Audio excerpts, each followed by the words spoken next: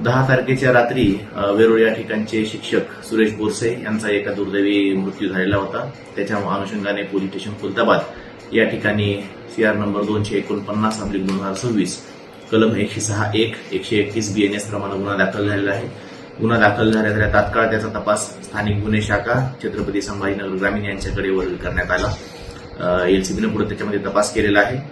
त्याचबरोबर त्याच्यामध्ये वैजापूर पोलीस स्टेशनचे पोलीस उपनिरीक्षक नागरगोजे आणि पोलीस कॉन्स्टेबल बनगे यांची प्राथमिक चौकशी आदेशित करण्यात आलेली होती।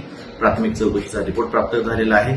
त्या अनुषंगानं पोलीस उपनिरीक्षक नागरगोजे आणि पोलीस कॉन्स्टेबल बनगे यांना निलंबित करण्यात आलेलं आहे। त्यांची विभागीय चौकशी सुद्धा चालू करण्यात आलेली आहे।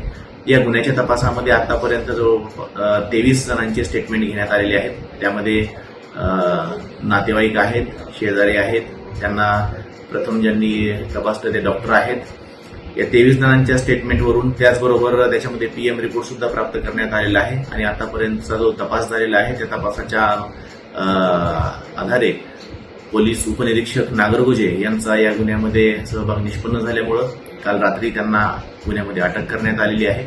आतापर्यंत एकूण 6 खासगी इसम आणि 1 PSI असे 7 लोकांना याच्यामध्ये अटक करण्यात आलेली आहे। तसेच गुन्ह्याच्या तपासामध्ये ज्या फॅक्ट्स समोर आल्या त्या अनुषंगाने BNSचे कलम 127(2), कलम 190 आणि कलम 198 याप्रमाणे वाढ करण्यात आलेली आहे आणि तपास आणि गुन्हे शाखा करत आहे।